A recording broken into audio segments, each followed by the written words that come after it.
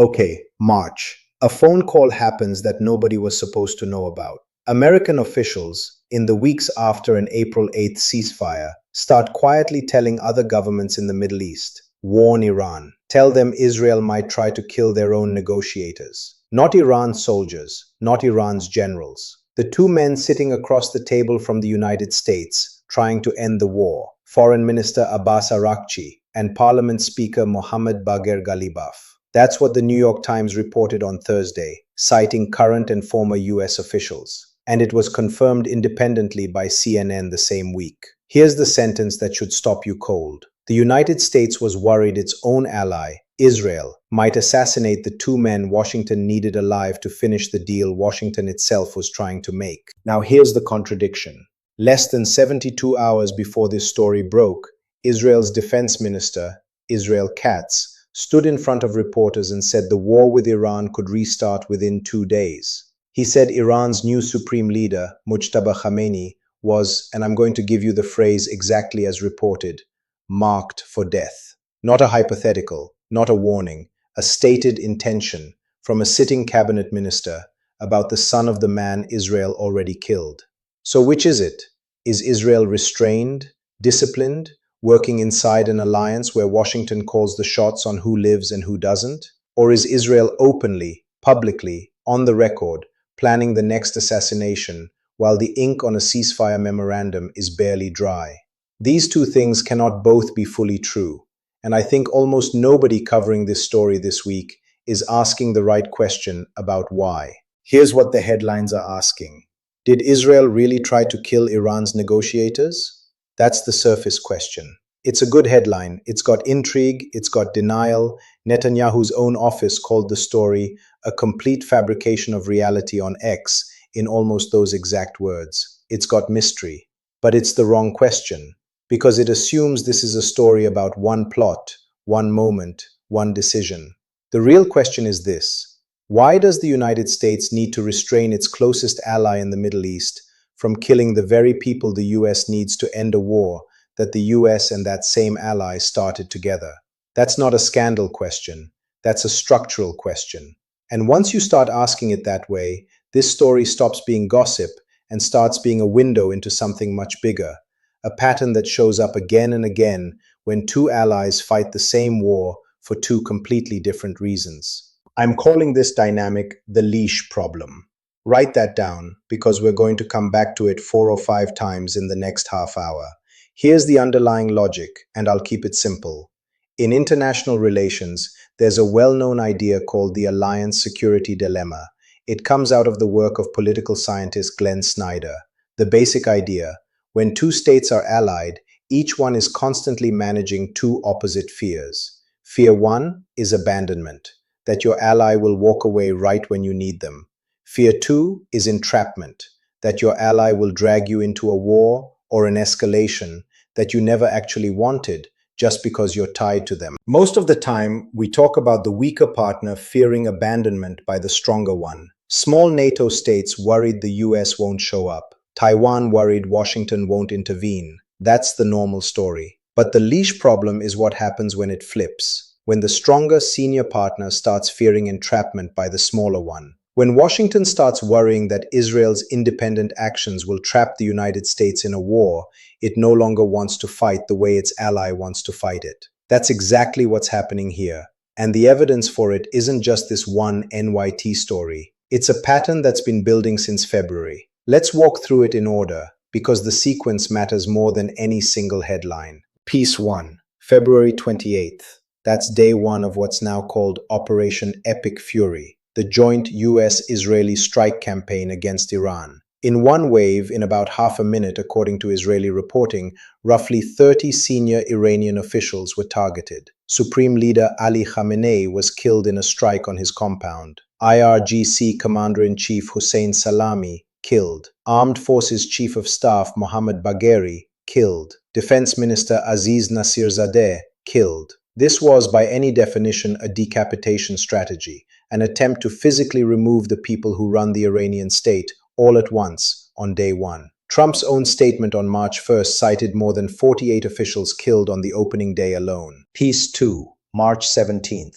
Ali Larijani, who by that point had become the most senior surviving Iranian security official, effectively running national security policy after Khamenei's death, is assassinated in a targeted strike in Tehran, along with his son and deputy. The New York Times reported at the time that Larijani's killing fuels anxiety inside the Iranian government, because it raised an obvious question that Iranian officials started asking each other out loud. Does Israel intend to keep going until every single person capable of negotiating or governing is dead? Not until Iran surrenders, until there's no one left to surrender to. Piece 3, and this is where it gets specific to our two men. The Wall Street Journal reported in March, this is separate from the NYT story, an earlier corroborating report, that both Arakchi and Ghalibaf had been placed on an Israeli target list. But they were temporarily removed from that list as the US began discussing the possibility of opening negotiations with Tehran.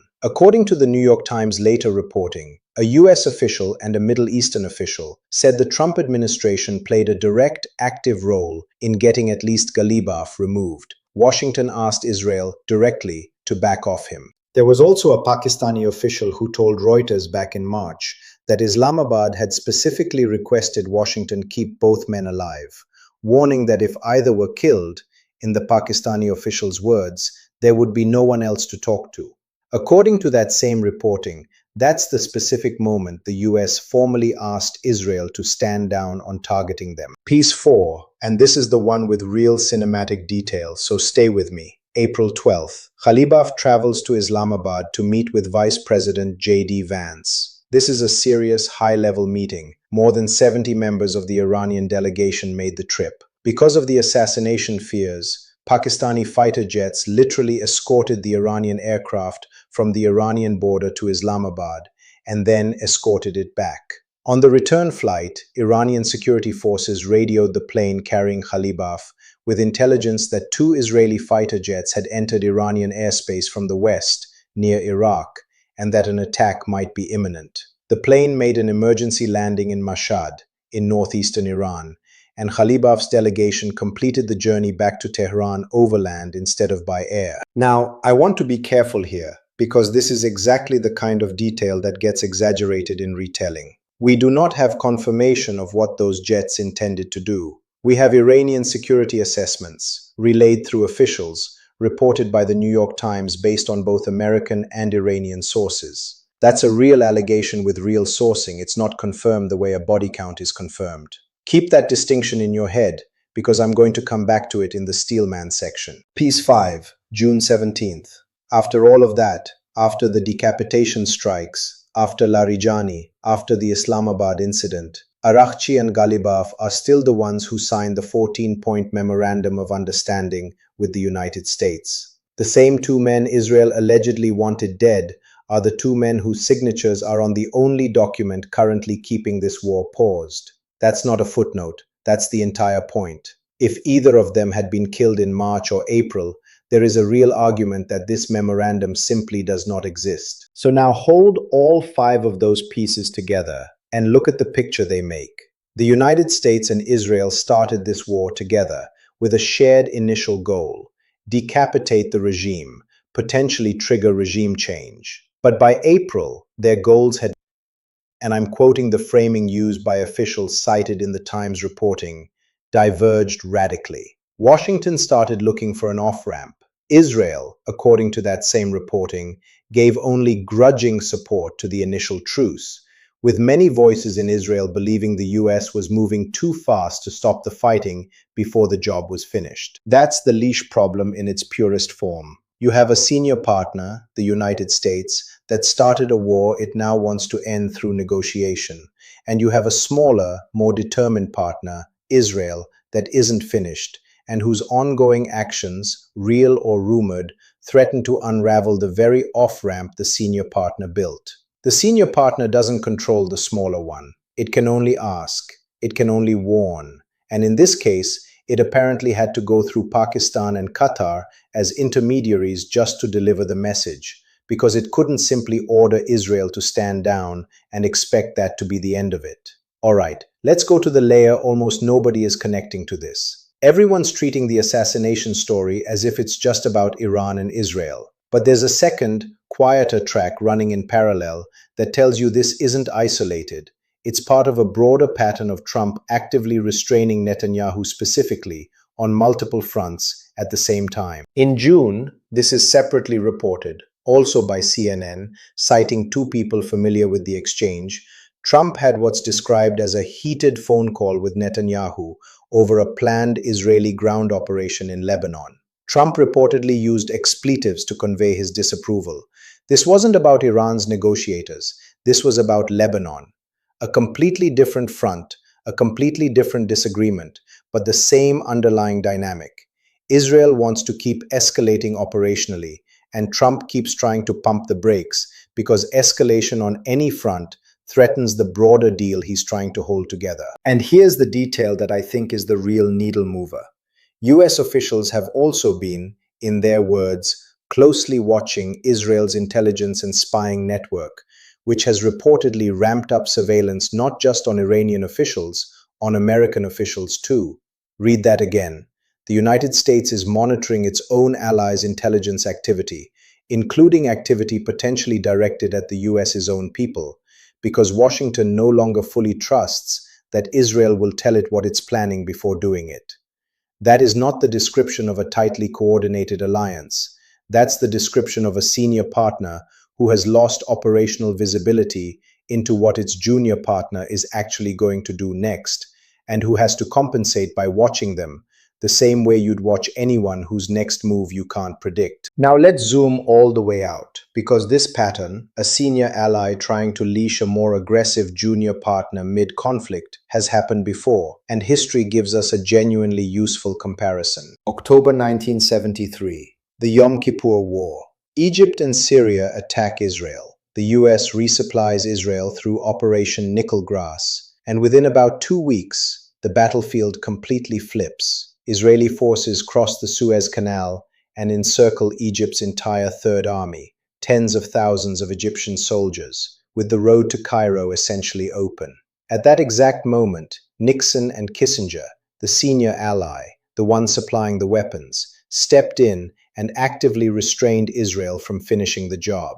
Not because Israel couldn't destroy that army, because destroying it would have humiliated Egypt so completely that any post-war diplomatic settlement, the very thing Kissinger was already trying to build, what eventually became the framework for Camp David years later, would have been impossible. Washington needed Egypt's government intact enough to negotiate with, so it leashed its own ally, mid-victory, for the sake of the deal that would come after the war. That's the pattern. It's not about who's right in the war. It's about the fact that total victory for the junior partner can actively destroy the senior partner's post-war strategy, and so the senior partner has to intervene, sometimes over the junior partner's furious objections, to preserve someone on the other side capable of signing an agreement. In 1973, that someone was the Egyptian Third Army. In 2026, it's Abbas Araghchi and Mohammed Bagher Ghalibaf. Same mechanism, 53 years apart.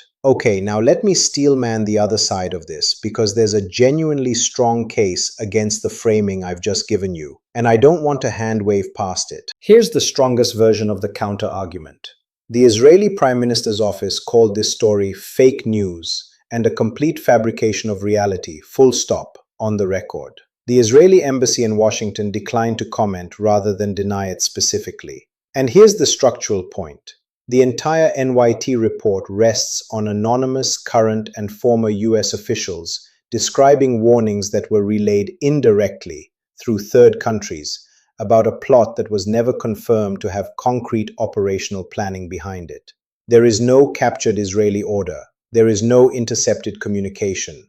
There's an atmosphere of fear built from Israel's public rhetoric, Katz's comments about Mujtaba Khamenei being marked for death, the fact that Israel had, by any measure, already killed over a dozen senior Iranian officials by name, so of course Iranian security services would assume the worst about any unusual flight pattern near their delegation. In other words, maybe there was no plot.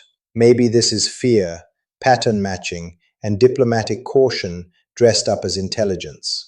Trump's own administration, when directly asked by the Times about Israeli plans and the reported warning, gave a fairly bland answer that talks were continuing and the president wanted the peace process, in the officials' words, to play out. That's not exactly the language of an administration that believes it just stopped an assassination. And there's a broader point too.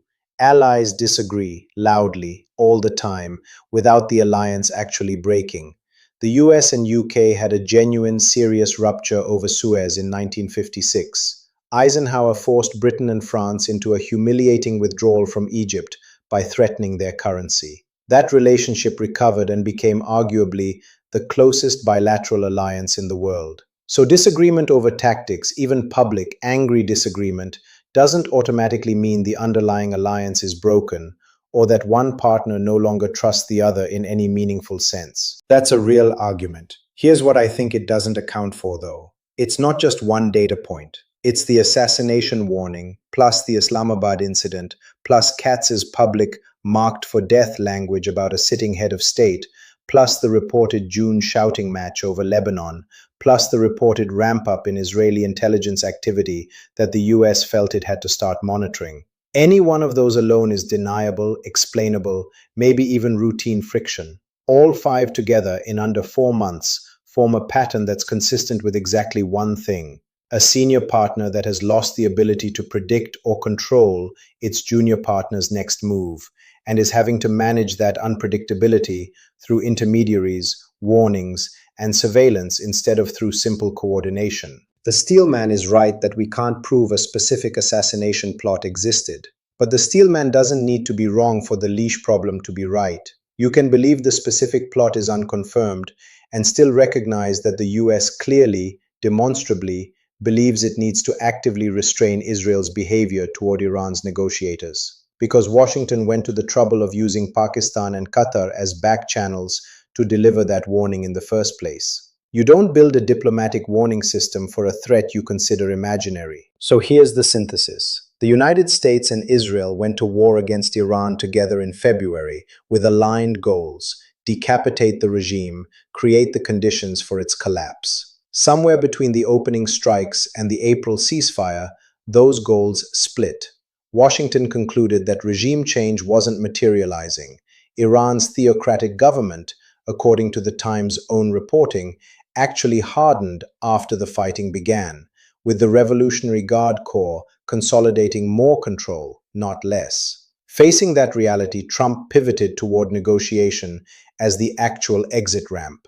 But pivoting to negotiation requires negotiating partners who are alive. And Israel, whose stated goals never fully shifted away from finishing the regime, kept operating on a track where Arakchi and Ghalibaf were legitimate targets: war or no ceasefire. The result is a superpower spending real diplomatic capital, quietly, through third countries, just to keep its own ally from accidentally or deliberately blowing up the off-ramp that superpower built. That's not a scandal story. That's what it looks like when two allies are fighting the same war for two different reasons, and the stronger one discovers in real time that being the senior partner doesn't mean being in control.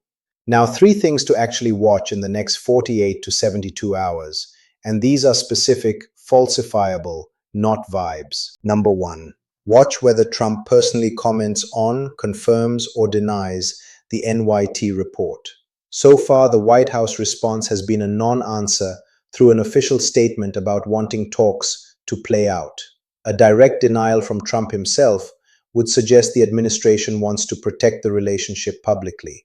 Continued silence, or a deflection back onto Iran, tells you the warning was real enough that the White House doesn't want to relitigate it on camera. Number 2, watch Israeli Defense Minister Katz's language around Mujtaba Khamenei over the coming days. He's already said the new supreme leader is marked for death, and that Israel could resume the war within 2 days under certain conditions. If that rhetoric escalates further, or if there's any unusual Israeli military movement reported near Iranian leadership sites during the ongoing funeral and mourning period for Ali Khamenei, that tells you which direction the internal Israeli debate is actually leaning: restraint or continuation. Number 3, watch the security posture around Arakchi and Ghalibaf specifically. Any reported change in how they travel, who escorts them, or whether they remain the lead Iranian negotiators as the 60-day window on the June memorandum ticks toward its deadline in mid-August, will tell you whether Tehran believes the American warning was credible enough to act on. For homework, and I mean this, actually go do this one,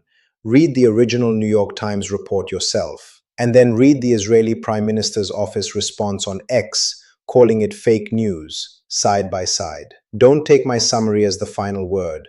Look at exactly what language the Times used, exactly what language Netanyahu's office used to deny it, and decide for yourself how much daylight there actually is between no specific plot existed and we did not want them killed. Here's the question I want to leave you with, and it's not a summary.